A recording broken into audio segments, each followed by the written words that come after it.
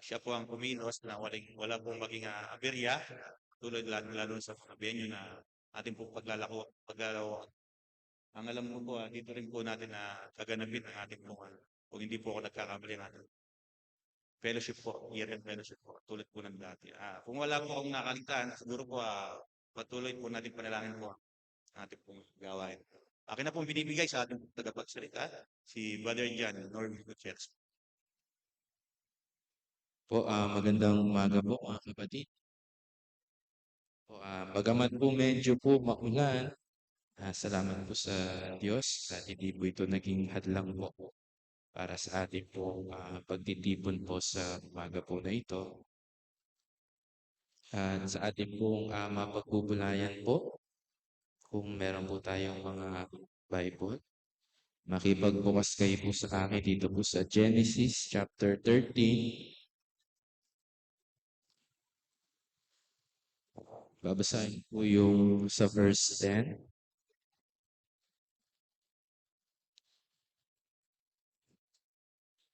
hanggang sa mga sumusunod. Dito po sa unang aklat po ng ating pong mga Biblia, Genesis chapter 13, verse 10 po. Ang sabi po dito, at itiningin ni Lot ang kanyang mga mata at natanaw niya ang buong kapatagan ng Jordan na pawang patubigan na magaling sa magkakabila. Kung pasa sa Zoar, bago giniba ng Panginoon ang Sodom at Gomora, ay gaya ng halamanan ng Panginoon, gaya ng lupain ng Ehipto. Kaya't pinili ni Lot sa kanya ang buong kapatagan ng Jordan. At si Lot ay naglakbay sa silanganan at sila'y kapwa ng hiwalay. Verse 12, tumahan si Abraham sa lupain ng Kanaan at si Lot ay tumahan sa mga bayan ng kapatagan at hinilipat ang kanyang tolda hanggang sa Sodoma. Tayo muna po ay saglit pong manalangin. Ama namin Diyos na dakila, banal at kapangyarihan sa lahat. Muli po, Ama, kami po ay nagpapasalamat po sa kabiyayang umaga na pinagkaloob niyo po sa amin. At ang dalangin po namin, Ama, ang pangunguna po ninyo sa umaga po na ito. Sa amin po mag-aaral na yung mga salita, banal na Espiritu, siya po mabay po sa amin. At nawa ang mensahe po ninyo, tunay po na ito po ay amin pong hindi lamang mapakinggan, kundi ito po yung maisa buhay po namin. Patuloy sa inyo na dalangin ang oras na ito at ito pong lahat ay aming hinihiling sa tanging pangalan lamang po ng aming Panginoon Jesus. Amen. Marahil po sa ating mga nakakapagbasa po sa ating pong mga Biblia at nakakapakinig po sa mga pag-aaral po ay pamilyar na po sa atin si Abraham at si Lot. Si Abraham po at si Lot ay si Lot ay pamangkin po ni Abraham. At alam po natin si Abraham, tinawag po siya Father of Faith. Dahil po nang tinawag po siya ng Diyos, ay siya po ay sumunod sa ating pong Panginoong Diyos dahil po sa kanyang pananampalataya, bagamat hindi po niya alam yung pupuntahan po niya, no? Pero pinakinggan po niya ang Diyos. At dumating po ang panahon sa kanilang pong paglalakbay, si Abraham at si Lot, dumami yung kanilang pong mga pag-aari. Bagaman po merong pong naging tagguto, pero nung tumahan po sila sa Ehipto, doon po ay nagsimulang dumami muli yung kanilang mga alaga. Kaya dumating po yung panahon na si Abraham at si Lot, yung kanilang mga tagapag-alaga ng kanilang mga hayop, ay nagkaroon ng conflict. Ibig sabihin, parang nag-aaway ng sila dahil po dun sa kanila pong mga inaalagaan. Kaya si Abraham ay nagsuggest siya kay Lot na sila po ay mag-separate ng landas. Kung pupunta si Abraham si Lot sa kaliwa, si Abraham ay pupunta sa bandang kanan. Vice versa, kung sa kanan, bandang kaliwa. At ang purpose ni Abraham ay maganda. Ayaw niya na dumating ang panahon na silang dalawa magpamangkin yung mag-away. Yun po yung reason po dito. Ito po yung background po, yung context po natin na binasa po natin. Kaya kung babalikan po natin doon po sa binasa po natin doon sa verse 10, nung sabi po dito, siguro para makita natin verse 8, babasahin ko po. At sinabi ni Abraham kay Lot, ipinamamanig ko sa iyo, huwag magkaroon ng pagtatalo. Po yun. Ayaw po niya na sila po ay magtalo. Ikaw at ako, at ang mga pastor mo at ang mga pastor ko, sapagkat tayo'y magkapatid. Verse 9, di ba ang buong lupain ay nasa harap mo? Humiwalay ka nga sa akin. Pinamamanig ko sa iyo kung ikaw ay pasa kaliwa, ay pasa kanan ako. At kung ikaw ay pasa kanan, ay pasa kaliwa. At ang meron pong unang choice na pipili ay si Lot. Kaya doon sa binasa po natin sa verse 10, at itiningin ni Lot ang kanyang mga mata at natanaw niya ang buong kapatagan ng buong Jordan na pawang patubigan na magaling sa magkakabilang. At ito po yung nice sandalin po dito sa ating pong pagbubulay-bulay, yung naging pagpili po ni Lot. Dahil napaka-importante po na sa pagpili o choice po natin ay nandun pa rin po yung kalooban po ng Panginoon.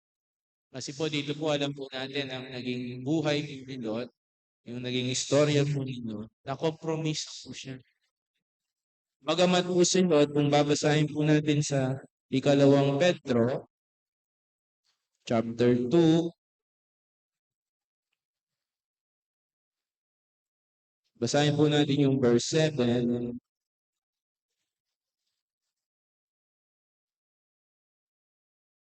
Second Peter chapter 2, verse 7 hanggang sa mga sumusunod.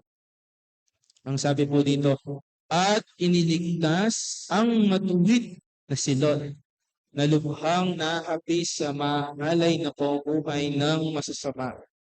Sapagkat ang matuwid na ito na mamayang kasama nila ay lubhang nahapis araw-araw. Ang kanyang matuwid na kaluluwa sa pagkakita at pagkarinig niya ng mga gawa nilang laban sa kautusan. Si Lot po ay tinuring po na matuwid, righteous, sa harapan po ng Diyos. At alam po natin kung paano po ang isang tao ay nagiging matuwid. Hindi po sa ating po gawa. Ang tao po ay never magiging matuwid sa harapan po ng Diyos sa pamamagitan ng ating mga gawa. Kaya ang sabi nga po sa Roma chapter 3,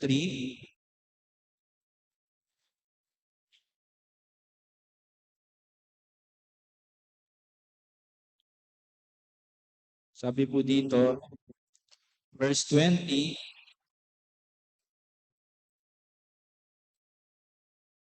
sabi po, sapagkat sa pamamagitan ng magagawa ng kautusan, ay walang laman na ariing ganap sa pamamagitan niya. Sapagkat sa pamamagitan ng kautusan ay ang pagkilala ng kasalanan. Malinaw po na kung gagawin po natin ang kautusan, di po tayo magiging matuwid po dito. Why? Kasi wala po perfect po sa kautusan. Ang sabi po sa James chapter 2 verse 10, pag nagkamali ka sa isa, ay nagkamali ka na sa lahat. Kaya hindi po tayo magiging matuwid po sa pamamagitan po ng kautusan. Kasi nga po, sabi rin po ng Biblia, tayo po hindi nakaabot sa pagwalatihan ng Diyos. Verse 21, datapot ngayon, puput sa kautusan. Dapat sana kung ma-perfect po natin ang kautusan, tayo po ay magiging matuwid. Kaya lang po, problema po, hindi po natin ito kayang i-perfect. Pero salamat, sabi po dito, datapot ngayon, puput sa kautusan, ay ipinihayag ang isang katuwiran ng Diyos na sinaksihan ng kautusan at ng mga peta. Verse 22, sa makatuwid bagay ang katuwiran ng Diyos sa pamamagitan ng pananampalataya kay Hesukristo sa lahat ng nagsasampalataya sapagkat walang pagkakain. Una, binigay ng nawa ang kautusan para sana maging matuwid ang tao.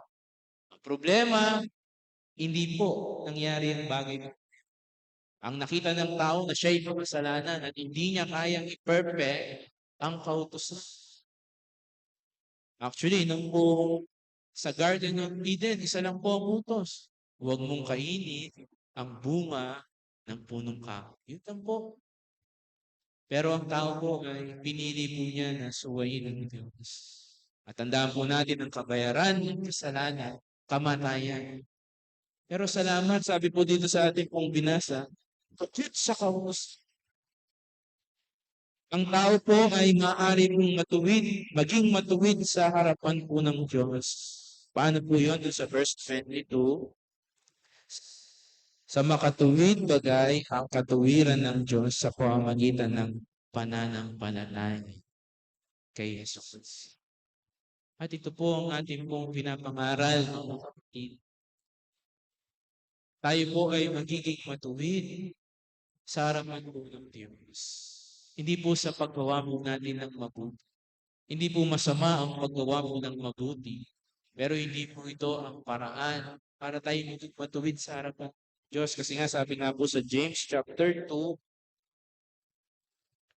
verse 10, ang sabi po dito, sapagkat ang sino mang gumaganap ng buong kautusan, sabi po, no? At kayo'y may matisod sa isa, naging makasalanan sa lahat. Kung ginagawa daw natin ng kautusan, sinusunod natin ang kautusan, pero nagkamali tayo sa isa, ay nagkamali kami tayo sa isa. Kasi yan po ang requirements. Kung gusto mong maging matuwid ka sa pamamagitan ng kautusan, kailangan perfect. Pero salamat po, ang Diyos po ay nagbigay po ng paraan bukod sa kautusan para tayo po ay maging matuwid sa harapan po ng Diyos. Ito po ay sa pamamagitan ng ating po Panginoong Jesucristo. Bakit sa ating Panginoon? Kasi po siya po ang nagbayad ng ating mga kasalanan. Ang kabayaran ng kasalanan, kamatayan. Ang ating Panginoong Yesus, kaya siya napako po doon sa krus. Binayaran niya ang ating po mga kasalanan. At isa po si Lord. Ito pong pinag-aaralan po natin, ito pong binasa po natin sa 2 Peter, tinawag po siya matuwid. Dahil siya po ay may pananampalataya. Siya po ay naniniwala na mayroong ipapanganak na tagapagligtas. Katulad po ni Abraham. Kaya lang po sa buhay niya, siya po ay makompromise. Yung pong word na compromise. Sa buhay niya, pinili po niya, alin po, yung nakikita ng kanyang mga mata. Kaya po, ang sabi po, dun sa, babalikan po natin, dun po sa Genesis, sabi dun sa verse 10, at itiningin ni Lot ang kanya mga mata. Ito po yung number 1 po na sabihin na po natin, nagiging problem po na isa pong mananampalataya. Take note po, si Lot ay believer, mananampalataya. Kaya lang po, yung kanyang naging design ay naging worldly. Yung kanya pong design, nakita natin ay personal gain. Kasi nakita niya yung lupain sa Jordan. Sabi doon, para ito lupain sa Ehipto. Yung Egypt po, ito po ay symbolized world. Kasi kung babalikan po natin, pangyayari po dito, nagkaroon po ng taggutom, ang ginawa po nila ay pupunta po sila sa Egypt. At doon po ay nakita po nila na may pagkain doon. Pero hindi lang pagkain ng mundo, yung kasalanan. Kaya nga si Lot, dinidescribe na ni Peter. Sabi niya, nung nakatira na siya doon, sa Sodom at Gomorrah, nahapis siya, nalulungkot siya sa mga nakikita po niyang kasalanan, sa mga naririnig niya na kasalanan. Pero bakit hindi po siya makaalis doon? Kasi po nakompromiso siya. Na-compromise siya. Hindi lamang siya, makita po natin maging yung kanya pong pamilya. Kapatid, ito pong sanlibutan po na ito, ang trabaho niya, i-attract po tayo.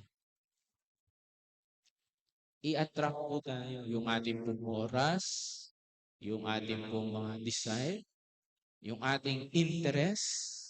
Gusto po niya na i-attract po tayo. Kahit po yung mga cellphone po natin, di po ba?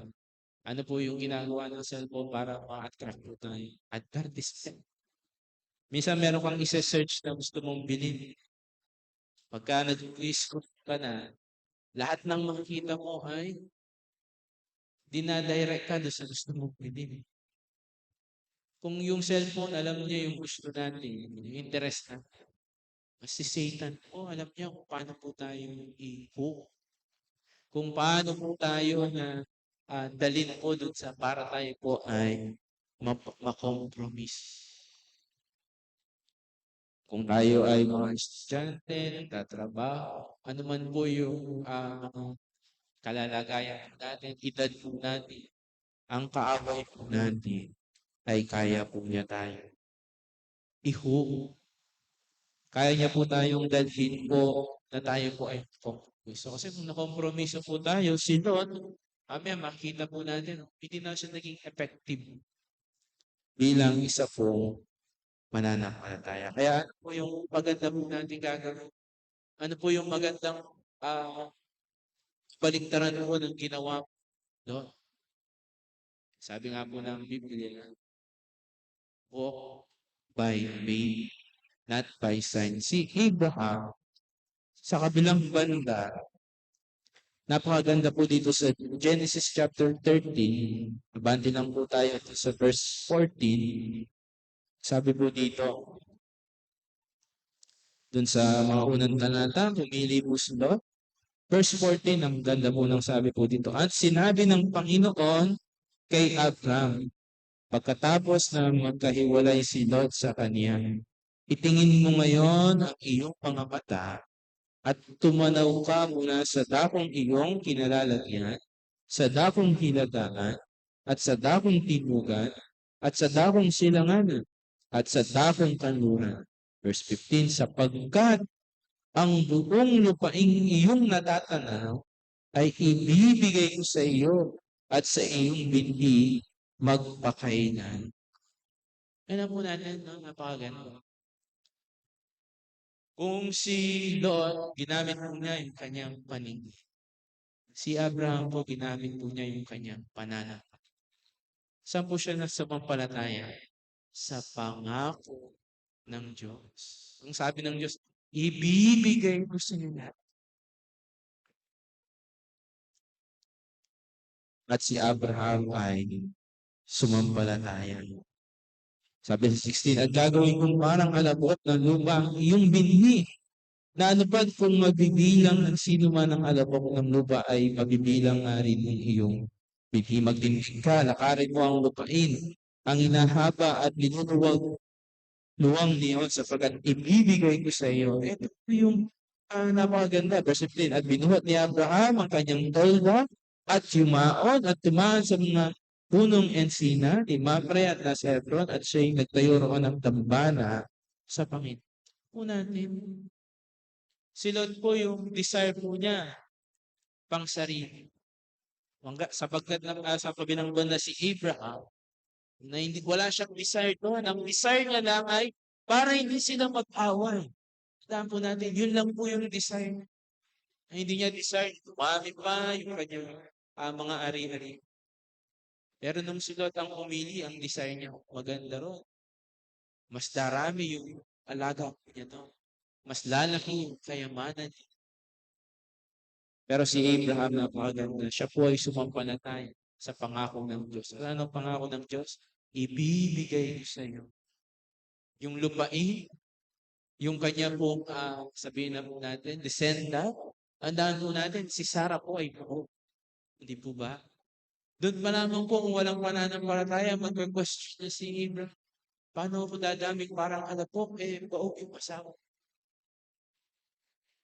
At yun po yung pananampalataya. Ito po ang maganda pong sikreto. Actually, hindi po siya sikreto po. Pero napakaganda po dahil meron pong mga Bible character na na-experience po nila yung pangako ng Diyos ay nangyari. At sa atin din po, sa mundo po na yung walk by faith. Saan po tayo? Ano po yung faith? Ano po yung pagtitiwalaan po natin? Ang salita po, Diyos. Kaya napaka-importante po na tayo po yung nakikinig, tayo po nagbabasa ng salita mo. Kasi hindi rin po yung mga feelings natin. Feeling ko ito yung kalooban ng Diyos. Hindi po yun. Kaya napaka-importante po na tayo po ay lumalakad po sa pananampalataya. At paano po yun? Sa mga pangako ng Diyos. At kung tutuloy pa po natin po dito, kung makikita po natin kasi, minsan yung old nature po natin, yung pong good for me, hanap natin kung ano po yung good for me. Pero yung new nature natin, ang hinahanap ito, ano yung God's will, kalooban ng Panginoon sa atin. At kung titingnan po natin, dun sa pagpunta po ni Lot sa lugar po na yon, yung kanya pong pagpili po doon, makikita rin po natin dun sa verse 12, una, dun lang po sa kapatagan ng Jordan, di ba? Yung kanya pong tinignan. Pero sabi po dun sa verse 12, dun sa bandang huli, tumahan sa mga bayan ng kapatagan, 12, at inilipat ang kanyang tolda hanggang sa Sodoma. Ito po yung compromise po. Bagamat yung una, andun lang po siya sa Jordan, sa lupain. Later on, lumipat na siya dun sa city. Dun sa pinaka-city. At nandun na po yung sinful. Minsan ganyan po word na compromise. Minsan parang palapit ka ng palapit dun po sa mali, dun po sa hindi kalooban po ng Diyos, doon po sa kasalanan. Slowly moving, si Lot ay napunta sa loob po ng Sodom at Gomorrah. Alam po natin yung po, sabihin na po natin ng sitwasyon sa Sodom at Gomorrah. Alam po natin yan po ay ginunaw po ng Diyos. Dahil masama ang Diyos, hindi po. Ginunaw po ng Diyos yun dahil po ang mga tao po doon ay nire-reject po nila ang Diyos. At yun po ang parusa ng tao. Kamatayan, tandaan yan po ang parusa ng kasalanan, kamatayan. Why? Kasi po yung po, mga tao po doon, nandun po yung same-sex marriage. Yan po yung kasalanan po doon. At hindi lamang po yung marami pong kasalanan ang meron po doon sa Sodom at Gomorrah. Kaya po si Lot, sabi po doon sa Peter, nalulungkot siya eh. Alam po niya na mali yung nakikita niya, yung naririnig niya. Pero ang problema po siya ay na-compromise. Doon siya napatira, doon po yung napili niyang lugar. At hindi lamang po yun, magiging pamilya po niya ay na-compromise. Ano pong lesson po dito? Sino po yung maganda po natin kung kanina yung contrast niya si Giver. Bible character na makita na hindi po siya na-compromise. Si Jose, hindi po ba? Kung si Lot, unti-unti lumapit siya sa kasalanan. Si Lot nung si Jose nung lumalapit sa asawa ni Potiphar, tinakbuhan po niya. At sabi rin po sa Santiago, resist the devil. Para hindi po tayo makompromiso, number one, huwag po sa ating paningin, huwag po yung gusto po natin, kundi yung kalooban ng Panginoon. Number two, huwag na po nating lapitan kung saan po tayo mahirap. Resist. Lumayo po tayo dun po sa kasalanan kasi po dun sa ginawa po ni Jose, Genesis din po, chapter 39, verse 12.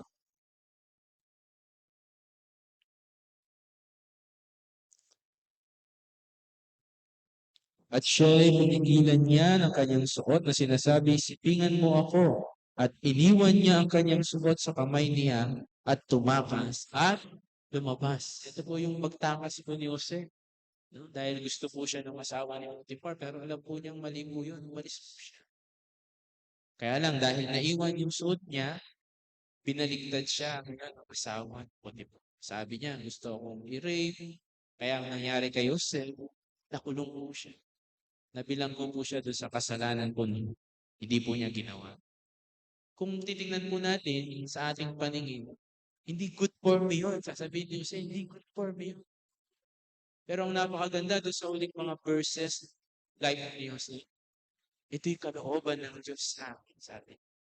Kasi ang nangyari, siya po yung naging mataas sa loob po ng Egypt.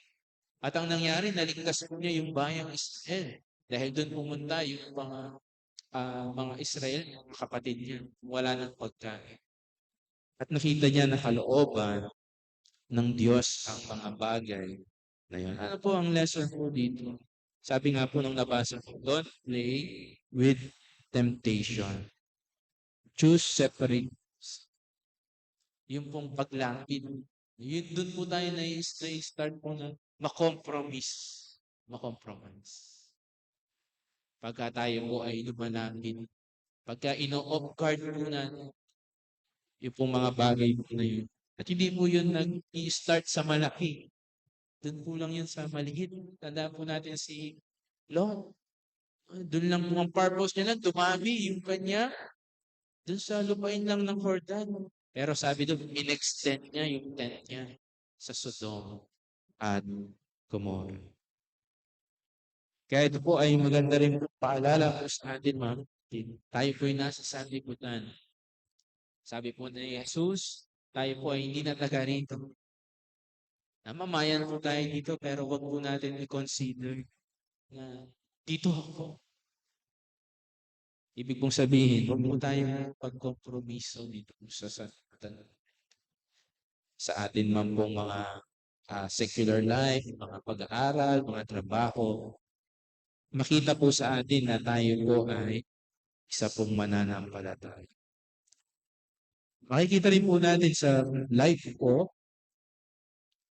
yung pong consequence ng mga bagay po na ito. Sabi sa Genesis chapter 14 verse 12, basahin ko po na po.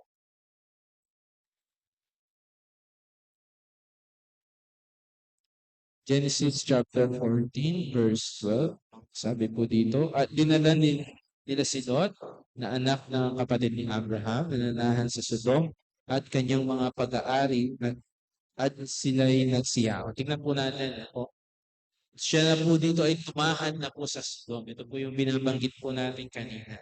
Kanina sa kapatagan lang po ng Jordan, pero yun po yung malapit sa Sodom. Later on, siya po ay nalipat na po dito po sa Sodom. At ito po ang inunaw po ng Diyos dahil sa kasalanan na merong doon.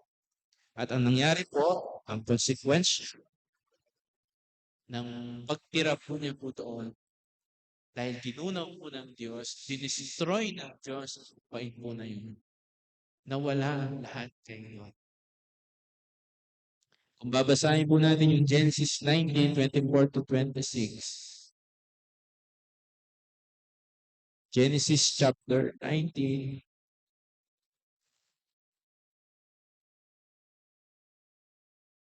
Nang magkagayoy, nagpaulan ng Panginoon sa Sodoma, Gomorra ng azufre at apoy mula sa Panginoon na buhat sa langit. At ginunaw niya ang mga bayang iyon at ang buong kapatagan at ang lahat ng nangananaha sa mga bayang iyon at ang tumutubo sa lupain. Tingnan po natin. Wala pong natira. Pumunta po doon si Lot, mayaman. Yun po yung blessing niya sa Panginoon. Kaya lang po, yung pong desire po, yung old flesh, old nature, mas inisip po niya yung pagdami po. Pumunta po siya doon, pero ang naging consequence siya, na-death. naubos po yung kanya pong mga dala-dala nung pumasok po siya doon. Hindi lamang po yung mga pag-aari, actually yun din po family ni Lot. Alam po natin yung kanya pong asawa, ang utos po sa kanila, huwag sila titingin pabalik. Yun po yung utos. Pero yung asawa ko ni Lot, tumingin po siya. Alam niyo po, more than po yun dun sa pagtingin eh. Alam niyo po yun? Yung more than po yun sa pagtingin lang. Yung curious siya, ano nangyari? Hindi po. Nasa heart po yun. Yung asawa ni Lot, ayaw niyang umalis doon yung reality. Ayaw niyang iwanan po yun. Yun po yung reality. More than lang po yung sa curious siya. At ang nakakalungkot, maging yung kanyang mga anak, na-adapt po yung pong lifestyle sa Sodom at Gomorrah. Sabi nga natin kanina, same sense, yung iba't ibang bagay. Bakit? Kasi nung magkakasama na lang si Lot at yung kanyang dalawang anak, ang sabi nung kanyang mga anak na babae, lasingin natin yung tatay na yun. Time kayo pagtalik sa kanya para dumami yung lahi. Yun po yung kasalanan sa Sodom at Gomorrah. Kaya kahit naalis po niya yung kanyang mga anak sa Sodom, hindi po naalis sa mga anak po niya yung ginagawa sa Sodom at Gomorrah. Yun po yung naging konsekwensya ng pagpili po ni Lot. At alam niyo po mga kapatid, yan din po ay hamon. Kung dito po sa sanlibutan na po na ito, tayo po ay magiging, sabihin natin, compromise. Akala po natin wala pong nangyayari. Hindi po. Dahil meron pong ang kompromiso po, meron po siyang kaakibat po na nangyari po sa buhay po ni Lot, yung po consequential. Pero makikita po natin kahit po ganito po ang nangyari. Sabi po dito dahil Genesis 19 verse 16.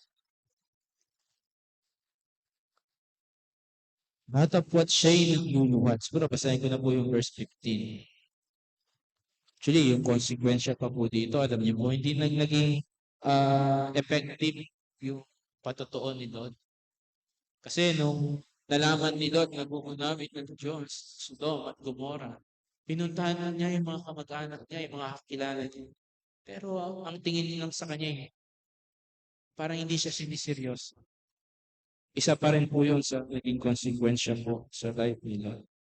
At kung babasahin natin po ito, siguro basahin na po natin itong verse 14 para makita po natin. 19 verse 14, at si Lot ay lumabas at pinagsabihan niya ang kanyang mga manugang na nag-asawa sa kanyang mga anak na babae at sinabi, magtindig kayo. Magsialis kayo sa dakong ito sapagkat gunawin ng Panginoon ang bayan. Datapat ang akala ng kanyang mga magulang ay nagbibiro siya. Yan po natin, di po ba? Very serious yung message, pero akala mo nila ay nagbibiro siya. Verse 15. At na umaga ay pinagmadali ng mga anghel si Lot na sinasabi, magbangon ka, ipagsama mo ang iyong asawa at ang iyong dalawang anak na babae, na narito baka pati ikaw ay madamay sa parusa bayan. Ito po yung mercy ng Diyos. Dahil si Lot ay matuwid, bagamat nagkamali siya, bagamat siya po ay nakompromiso, pero ang mercy ng Diyos, ayaw niya na mapahamak si Lot. 16, datapwat siya'y naglulungkot. Maaaring disappointed na po si Lot. Nalulungkot po siya. Kumbaga, down na siya. Ang atatapong ginawa at ginawakan ng mga lalaki ang kanyang kamay at ang kamay ng kanyang asawa at ang kamay ng kanyang dalawang anak na babae.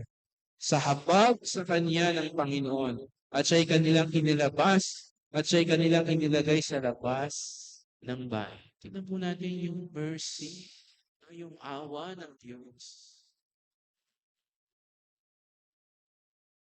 Nakita po natin dito yung hindi lamang po yung mercy, yung biyaya at ang pag-ibig mo ng Diyos sa mga tao matuwid.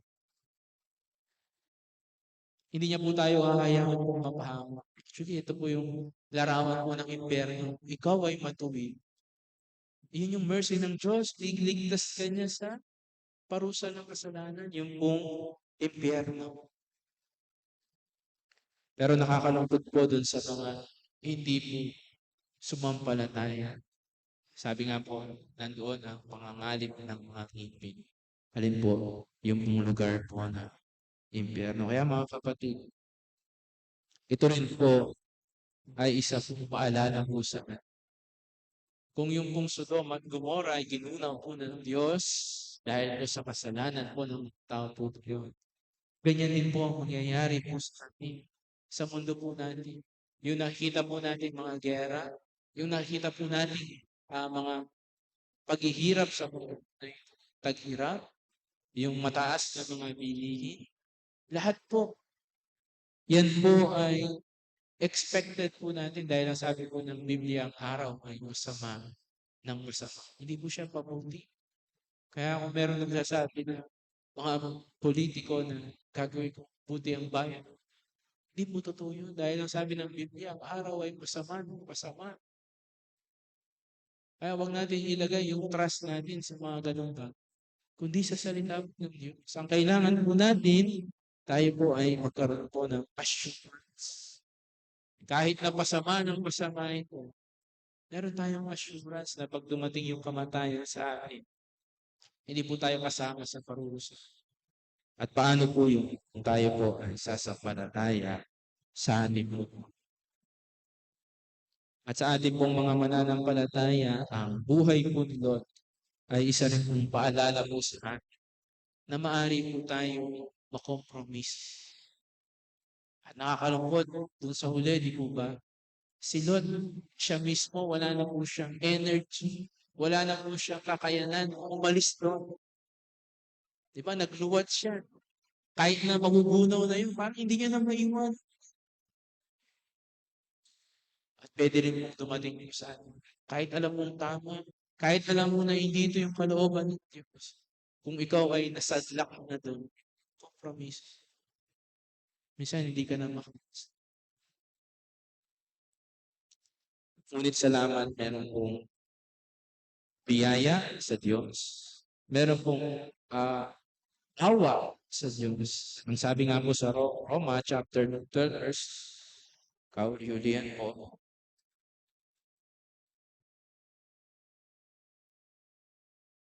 Roma chapter 12 verse 2.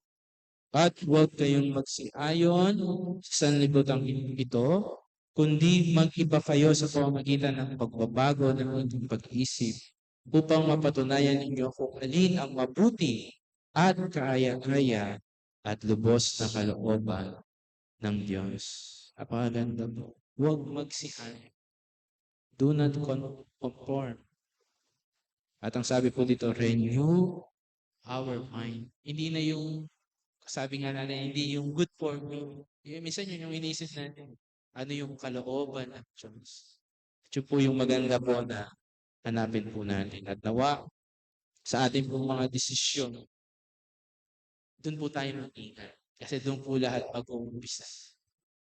Doon po lahat na makikita po natin kung nagkamali po tayo, makukompromiso po tayo. Minsan, ano po yan yung kung word po na compromise. Minsan parang lagi araw-araw pwede mo compromise. Marami, ako doon po, marami po sa life. Minsan mako-compromise ka, favor sa'yo. Minsan naman favor sa'yo. Katulad ni Lot, compromise siya kasi inisip niya, pabor sa'yo. Pero hindi po ganun po ang nangyari. Dahil nakita po natin kung ito po ay hindi kalooban na. Alam niyo po kung yung desire ni Lot, kasi nandun po sa desire po niya. Kung desire po ni Lot na hindi po gano'n, kahit nandun siya sa lugar na yun, iingatan siya. Ako po yung naniniwala ko. Nandun po yung protection. Kaya lang yung desire, yung nagtulak po sa kanya. At kung yung desire niya, yung kalooban ng Panginoon, Baka sabihin niya pa kay Abraham, saan magandang pumunta? Pero para ang dating, inunahan niya si Abraham. Parang ganun. Si Abraham nakita po natin, ang napakaganda, ang Diyos ay yung nagbigay sa kanya. At yun po yung biyaya. Tanda po natin kung meron po tayong akala po natin na hindi nakuha dahil pinili natin ng Diyos. Akala natin lugi tayo. Hindi po. Tandaan po natin. Kung meron po tayong hindi nakuha dahil pinili natin ng Diyos, yun po yung better decision. Nakita po natin kay Abraham po yun. Sabi niya, ibibigay kong lahat sa iyo. Yan po yung napakaganda. At nakita po natin sa life of Abraham, hindi rin po siya perfect. Pero nakita po natin, binigay mo sa kanya si Isaac. At nakita po natin bakit may bayang Israel. Yan po yung lahi ni Abraham. Yan po galing po yung mga Hudyo kay Abraham. Samantala sa Sarah po ay Paob. At nakita po natin ang isa pong hamon po sa atin na tayo po ay walk by faith, not by sight. Tayo po ay manalangin para po sa ating pagwawakas. Manaming Diyos, dakila, banal at makapangyarihan sa lahat. Salamat po, Ama, sa paalala po ng hari po. Inyo pong mga anak ay magkompromiso na sanlibutan po na ito dahil tunay po, alam po ng aming kaaway, ang mga maaaring gawin niya para kami po ay masilog. Salamat po dahil binigay niyo rin po ang inyong mga salita para ito po ay aming panghawakan, ang aming pong mga pananampalataya ay patuloy po na lumago sa pamamagitan ng aming pong pagbabasa nito at sa pakikinig nito. Tulungan niyo po ang bawat isa po sa amin po pang-araw-araw sa mga desisyon po namin na yung hanapin po namin ay ang kalooban niyo po para po sa amin. At salamat po dahil po ang bawat isa po sa amin, tunay po, meron din po kasiguraduhan na may kaligtasan po sa aming Panginoong Jesus ang sasampalataya po sa kaya po kayo rin po ang patuloy na manguna sa lahat po ng mga makakapakinig sa umaga po na ito. At ito pong lahat ay amin po dinadalangin sa pangalan ni Panginoong Jesus. Amen. Maraming salamat po sa mga salita ng Diyos na nahayag at sa kapatid na kanyang ginamit. At ilingin po natin sa kapatid na Anthony, ating pong pangwakas sa dalangin po. Tayo po'y manalangin. Amang banal na dakila at makapangyarihan sa lahat, Ama, maraming salamat po sa napakabiyayang oras na ipanagkaloob niyo po sa amin. Muli po namin natunghayan ang iyong mga salita na nagdala po ng mensahe po ninyo sa bawat isa. At Ama, nakita po namin na madalas po kami pumipili ng hindi po na naaayon po sa inyo. Patawarin niyo po kami, Ama. Madalas po ang inuuna namin ay aming mga sakit. Inuuna po namin ang makakabenepisyo po sa aming pong pisikal, sa aming pong mga pinansya. Lalong-lalo na sa aming laman. Patawarin niyo po kami, Ama, kung madalas pinipili namin ang aming mga sarili. At hindi po namin hinahanap ang inyong pong kalooban sa aming pong buhay. Ama, nawa po, kagaya po mensahe po sa inyong pong mga sarili. Mahirap po ang magkamali sa aming pong mga pagpili sapagkat nagdadala po ito ng mga konsekwensya. At ang masaklap, konsekwensya maging hindi lamang po sa aming sarili, kundi sa aming pong mga pamilya. Kaya sa oras pong ito, Ama, ay tulungan niyo po kami, nagpapakumbaba po. Nawa po ang aming pong piliin ay lagi po ang inyo pong kalooban sa aming pong mga buhay. Maraming salamat po, Ama, sapagkat binibigyan niyo po kami ng mga pagkakataon upang muli po manumbalik at piliin po namin kayo. At maraming salamat po, Ama, sa pagpapatawad po na inilalaan po ninyo. At maraming salamat din po sa inyong pong anak na itinayo, na ginamit sa pagmemensahe, na may patuloy namin dalangin ang pagpapala niyo po sa kanya, sa po ng kanyang buong pamilya. At nawa po, Ama, Patuloy na gamitin niyo po siya sa maraming pagkakataon sa pangangaral ng inyong mga salita, sa mga gawain po na pinagkatiwala. Maraming salamat din po, Ama, sa mga misa po sa na nakinig. Dalangin po namin ang patuloy niyo pong magpapala sa po ng buong pamilya po ng bawat isa. Maging ang mga kapatid na hindi po namin kapiling ngayon, Ama, kung nasan man po sila at ano man po ang kanila po ginagawa, kayo po ang patuloy na magpala, mauna at gumabay.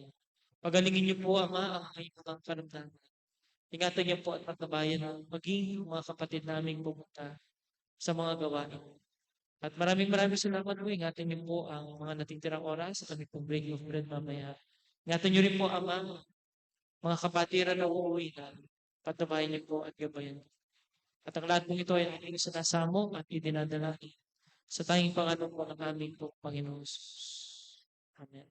Good morning and God bless po, ma'am.